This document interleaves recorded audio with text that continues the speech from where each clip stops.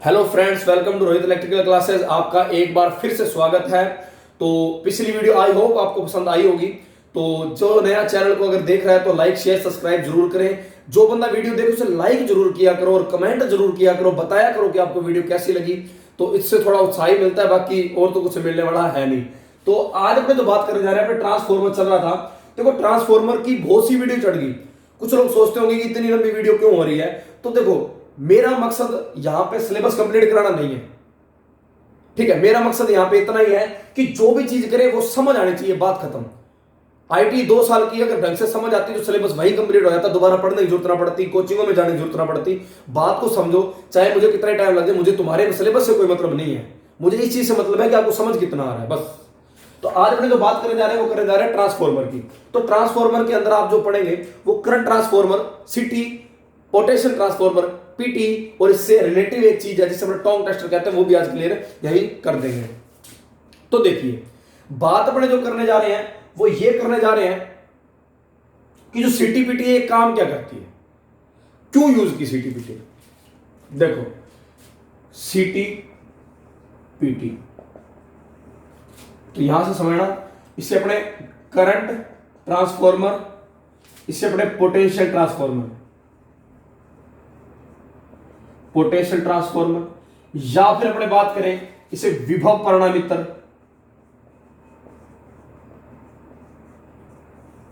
अगर इसकी बात करूं तो इसे धारा परिणामित्र भी कहा जाता है। तो बात को आप समझ गए होंगे, इनके नाम सबसे पहले बहुत जरूरी होने चाहिए। अब एक एग्जांपल लेके समझाता हूं। ये एक पोल है, एरिया की ये पोल है, इन दोनों पे ओवरहेड लाइन चल रही है। अब इस ओवरहेड लाइन में मान के चलो 2220 है केवी, यानी 220 किलो वोल्ट चल रही है, और करंट एग्जांपल मानते हैं इसमें 10,000 एम्पीयर चल रही है। एक एग्जांपल सिंपल सा, या मान लो कोई फैक्ट्री है, मान लो उसके अंदर इतने लोड जुड़े हैं। एक लोड अगर 100 एम्पीयर ले रहा है तो इतने लोड कितने 100 एम्पीयर लेंगे, आप समझ सकते हो। मुक्ति बात क्लियर है, फाइनल यही है, लास्ट एंड फाइनल, कि मैं डेडिकेट करना चाहता हूं कि हाई लेवल की करंट है और हाई लेवल की वोल्टेज है, उसको अगर मैं सीधा वोल्टमीटर लगा के या सीधा एम्पीयर मीटर लगा के नापता हूं तो मेरा काम नहीं चलेगा। मैं इतनी सीधी वोल्ट को ऐसे नहीं नाप सकता कि मेरी मीटर की ये मीटर लगा दिया और मीटर की रीडिंग आ रही है 2,20,000, ऐसा संभव नहीं है। तो बात को समझें। देखो, करंट की वैल्यू ज्यादा होती है, इसके आर्टिस अगर अपने टेम्परेचर देखें तो बहुत ज्यादा होगा। तो कुल मिला के मैं ये कहना चाहता हूं, हाई लेवल करंट, उच्च लेवल करंट, अति धारा को नापने के लिए करंट ट्रांसफार्मर का उपयोग किया जाता है। उच्च स्तरीय हाई लेवल या अधिक वोल्टेज या ओवरहेड लाइन की करंट वोल्टेज नापने के लिए अपने इन मीटरों का उपयोग करते हैं। चाहे पोटेंशियल ट्रांसफार्मर है, वो वोल्टेज नापता है, ये क्या नापेगा, हाई लेवल की वोल्टेज, और ये क्या नापेगा, करंट, जो कि नाम से पता लग रहा है। क्लियर है। आज अपने इसको एग्जांपल लेके अच्छे से समझेंगे कि सीटीपीटी काम क्या करता है। ठीक, देखो, अब बात को अपने ये समझना है कि ये मेरी एक आई एल है, आई लोड धारा है जो चल कहां रही है। मान लो ये मैं जितनी जोड़ रहा हूं ये मोटरें हैं, तो कहने का मतलब मेरी एक मोटर अगर 50 एम्पीयर करंट ले रही है तो कितना करंट हो गया, आप सभी समझते हैं। तो मेरे कहने का मकसद क्या है वो समझना। ये सारी जो है ये यहां से चल रही है। अब यहां से मेरा करंट आ रहा है, यहां से मैंने सप्लाई दी थी।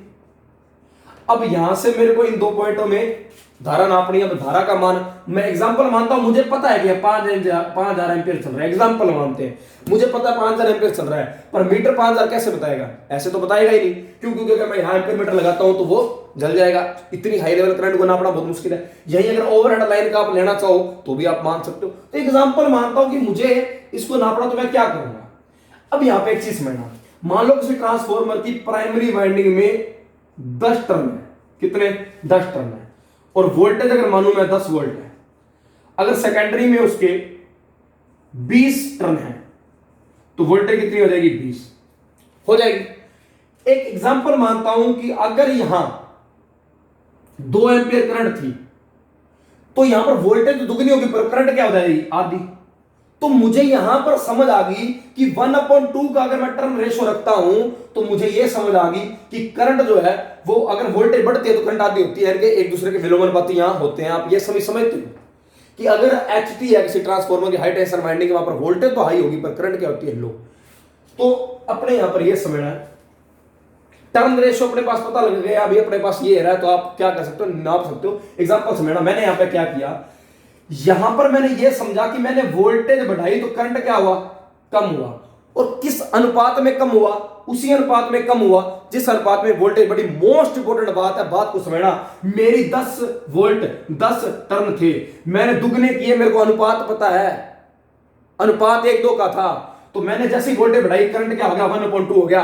उसी रेशो के हिसाब से मैं यहां क्या करता हूं, करंट घटाता हूं। अब मेरी 5000 करंट है, इसको अगर मैंने 5 नापना है ना तो 1/, का मेरे को यहां पर क्या रखना पड़ेगा, रेशो रखना पड़ेगा।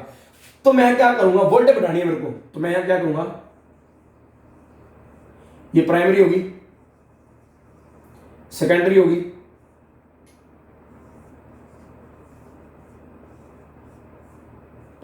क्लियर है, यहां तक डन है। अब समझना मेरी बात, इतनी सब मोटरों का होता हुआ जो मेन करंट पहुंच रहा है वो पहुंच रहा है यहां पे। अब देखो ये इसकी प्राइमरी है, ये सेकेंडरी। अरे ये क्या हो गया, प्राइमरी में लोड जुड़ा है, बिल्कुल नोट डाल के लिख लो। कौन सा ट्रांसफार्मर होता है जिसकी प्राइमरी में लोड जुड़ता है, तो भैया सिटी होता है। तो सिटी ट्रांसफार्मर की प्राइमरी में लोड जुड़ा है, तो यहां पर हाई लेवल की जब करंट जाएगी तो वो कहां जाएगी, इसके अंदर मैग्नेटिक फ्लक्स बनाएगी, मैग्नेटिक फ्लक्स बनाएगी, तो यहां पर वोल्टेज का मान क्या हो जाएगा, बढ़ जाएगा। तो यहां पर करंट का मान क्या हो जाएगा, घट जाएगा। उसी अनुपात में, बात को समझना, उसी अनुपात में, मैंने अभी आपको अनुपात समझाया, टर्न का रेशो मानता हूं मैं। मान लो यहां पर 1 टर्न है, यहां पर 3 है, तो 3 गुना यहां पर वोल्टेज बढ़ रही है तो करंट 3 गुना कम होगी। बात को समझना। तो ये मैंने सेकेंडरी में एक एम्पियर मीटर लगा दिया, पर एम्पियर मीटर इसलिए लगाया कि एक बात याद रखना, सीटी की सेकेंडरी को शॉर्ट करना बहुत जरूरी है। सीटी की सेकेंडरी हमेशा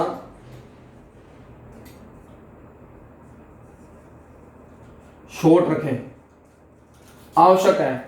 अब देखना, यहां पर जब मैंने वोल्टेज बढ़ा दी तो करंट क्या हो जाएगी, कम, करंट कम होगी, उसी अनुपात में मेरा ये मीटर बता सकता है। सोचो अगर मान लो मेरी 5000 एम्पियर की करंट और मेरे को यहां पर 5 एम्पियर बता दे, तो 5 एम्पियर तो मेरा स्थिरांक है, ट्रांसफॉर्मेशन रेशो है। मुझे पता है कि मेरी ट्रांसफॉर्मेशन रेशो क्या है, किस अनुपात में है। मुझे पता था कि मैंने इसको 3 गुना के अनुपात में वोल्टेज बढ़ाई है तो करंट 3 गुना में कम होगी। मुझे अनुपात पता है, के जिसे बोलते हैं, के जो होता है ट्रांसफॉर्मेशन रेशो। अब into meter reading, meter reading मेरे पास 5 आई है, तो के into meter reading, most important question, के इनटू मीटर रीडिंग, या कह सकते हो मीटर फैक्टर। फैक्टर जो होता है, ये जो होता है, ये रेशो जो अनुपात होता है उसको इंटू करोगे, आपको दिया होगा। मान लो 25 एम्पियर है रेशो, 25 इंटू मीटर आपका 2 बता रहा है, तो एक्चुअल करंट क्या होगी, 50। ये कुछ बातें हैं, ये तो छोटे मोटे स्तर पे बताइए है। 10,000 5,000 का रेशो होता है, टर्नों की संख्या बहुत होती है। आपको एक बात यहां से याद रखनी है, वो ये याद रखनी है कि ये अर्थिंग है, ये अर्थिंग जरूरी है, क्योंकि इसका कारण बताता हूं। दूसरी बात आपको याद रखनी है कि सीटी की सीटी जो होती है उसकी सेकेंडरी होती है, उसको 5 एम्पियर के लिए डिजाइन किया था, मैक्सिमम 5 एम्पियर के लिए, ये बात याद रखना। तो हाई लेवल की करंट होगी अगर इसमें हाई लेवल करंट होगा, ठीक है, तो इसके अंदर ज्यादा बैक ईएमएफ भी बनेगा।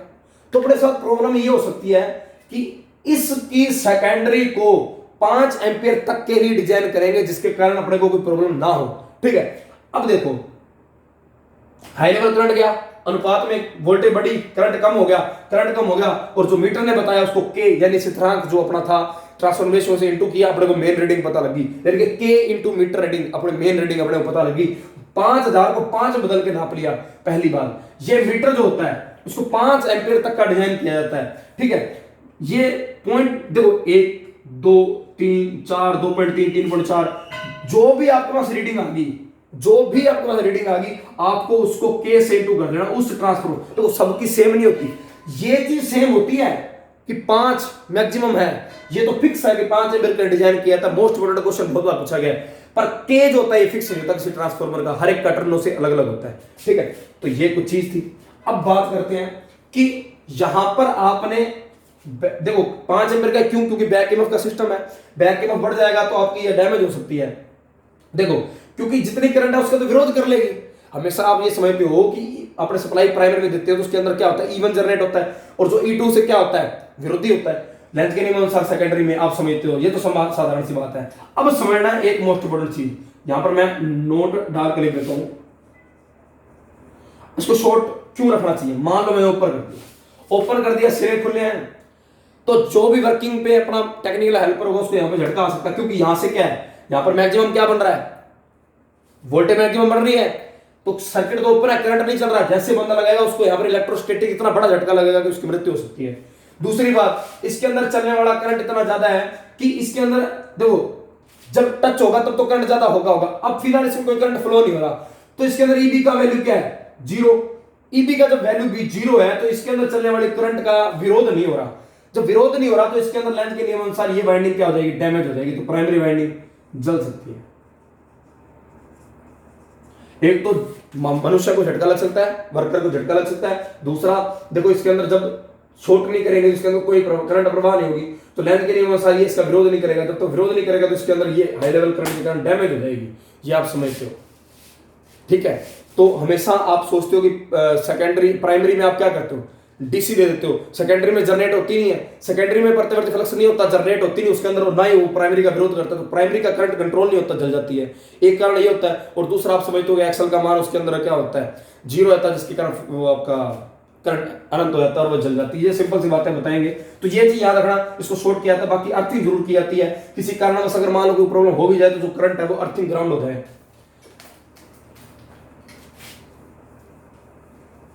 आपने ये चीज यहां से देखी कि एक तो सेकेंडरी शॉर्ट करें, सेकेंडरी को 5 एम्पीयर के लिए डिजाइन किया था।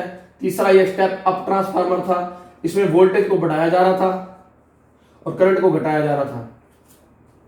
तो ये आपकी कुछ बातें थी, इन बातों के बारे में आपको पढ़ना बहुत जरूरी है, ठीक है। अब बात करते हैं पीटी। तो पीटी क्या करेगा, आप यहां पर समझ लेना, पीटी जो आपका होता है वो हाई वोल्टेज को नापेगा। तो हाई वोल्टेज को नापने के लिए आपको क्या करना पड़ेगा, करंट को कम करना पड़ेगा। जिस अनुपात में करंट कम करोगे उसी अनुपात में वोल्टेज बढ़ेगी। कहने का मतलब इसको सर्किट में इस तरीके से जोड़ेंगे।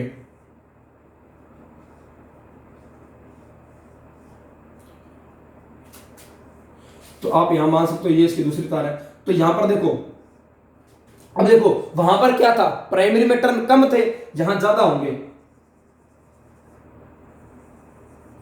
ये चीज यहां वोल्टमीटर लगेगा, क्लियर है। ये समांतर में जुड़ेगा। सीटी जो था आपका वो श्रेणी ट्रांसफॉर्मर भी कहलाता है, श्रेणी ट्रांसफॉर्मर, क्योंकि सीरीज में जुड़ता है। और ये किसमें जुड़ेगा, समांतर में, ठीक है। वो क्या था, स्टेप अप था, ये देखो स्टेप डाउन है, ये इसकी प्राइमरी सेकेंडरी। अब इसको क्या है, वोल्टमीटर लगा रखे। अब मान लो इसको वोल्टमीटर लगाया तो वोल्टमीटर में रेजिस्टेंस क्या होता है, हाई होता है, क्लियर है। इसका मतलब एम्पियर मीटर क्या था, एम्पियर मीटर का रेजिस्टेंस तो क्या होता है, बहुत लो होता है, ठीक है। अब देखो ये अगर मैं हटा दूं, इसको शॉर्ट कर दूं, क्या कर दूं, शॉर्ट कर दूं, तो ये क्या हो जाएगी, डैमेज हो जाएगी, डैमेज हो जाएगी। डैमेज क्यों हो जाएगी, क्योंकि इसके अंदर हाई लेवल का करंट प्रवाहित होगा, टर्नों की संख्या कम है, तो इसके अंदर हाई लेवल का करंट प्रवाहित होगा जो कि इसको डैमेज कर देंगे। तो पीटी डैमेज ना हो इसलिए इसको हमेशा क्या करना, क्या होना चाहिए, वोल्टमीटर रखा होना चाहिए, जिसके कारण ये इसके अंदर क्या है, लेवल करंट जो है वो सहन कर सके, क्योंकि रेजिस्टेंस क्या होता है, ज्यादा। दूसरा, इसकी जो सेकेंडरी है उसको 110 वोल्ट के लिए डिजाइन किया जाता है मैक्सिमम, ठीक है। रीडिंग वही K मीटर रीडिंग होती है, क्लियर है। और ये हमेशा किस क्रम में जुड़ा होता है, समांतर में, क्लियर है। और ट्रांसफॉर्मर कौन सा है, स्टेप डाउन है, और हाई लेवल की वोल्टेज को नापने के लिए उपयोग किया जाता है। देखो हाई लेवल की पावर का फॉर्मूला क्या आता है, V इंटू वाई।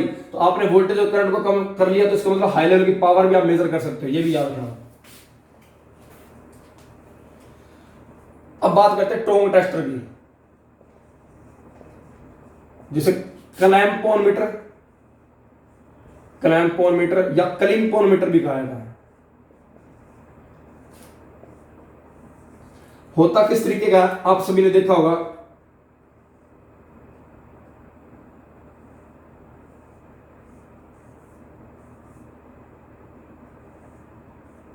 इस तरीके का मीटर होता है, जिसको आप यहां दबाते हो तो ये जो है, ये कोर है, ये क्या है, ओपन और शॉर्ट होते हैं। देखो होता कुछ नहीं है, एक वायर है, एक वायर के अंदर ये प्राइमरी कंडक्टर का काम करती है, ठीक है। सेकेंडरी आप इसमें लगाते हो, लगाते ही इसके अंदर क्या होता है, करंट प्रवाहित होता है, जिसके कारण आप के इंटू मीटर रीडिंग से ये क्या होता है, नाप देता है। बात इतनी होती है कि सीटी का काम करता है, क्या करता है, सीटी का। इसके अंदर एक सीटी लगी होती है जो हाई लेवल करंट को नाप देती है। और एक बात याद रखना, अगर आप इसके अंदर 2-3 मान लो 3 फेज की 3 तारें हैं उसको लगाओगे ना, तो उसके अंदर क्या होगा, करंट की वैल्यू आपको 0 बताएगा। अब ये क्यों होगा, क्योंकि आपके अंदर तीनों का हमेशा सदिश योग लिया जाता है एसी के अंदर। अब तीनों के करंट का सदिश लोगे तो 0 ही आएगा, इक्वल है तो 0 ही आएगा। तो हमेशा एक एक तार में इसको क्या मेजर किया जाता है। अब मान लो ये कोई तार है, इसके अंदर आपने करंट नापना है, इसको तोड़ के आप एम्पीमीटर थोड़ी लगाओगे।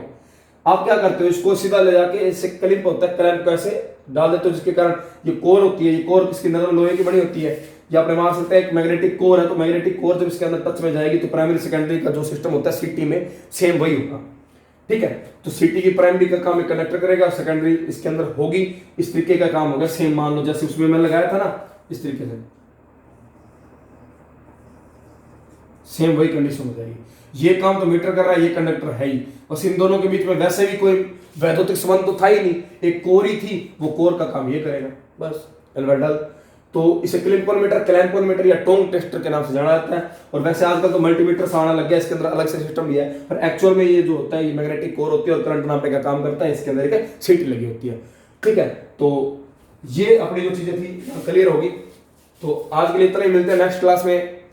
तो लाइक शेयर और सब्सक्राइब जरूर किया कीजिए, और कोई भी प्रॉब्लम हो तो कमेंट जरूर करना। और मोस्ट इंपोर्टेंट चीज है 5 एम्पियर और 110 वोल्ट, और शॉर्ट किसको करें, क्यों करें, किसको ना करें, क्यों ना करें, अर्थिंग क्यों करें, क्यों उपयोग किया जाता है, किस क्रम में जुड़ा होता है, कौन सा स्टेप अप, कौन सा स्टेप डाउन, कौन करंट बढ़ाता है, कौन वोल्टेज बढ़ाता है, कौन किसको मेजर करता है, कौन किसको कम करके मेजर करता है, कौन किसको बढ़ा के किसको कम करता है, किसकी रीडिंग क्या आ रही है, तो एक्चुअल रीडिंग क्या होगी।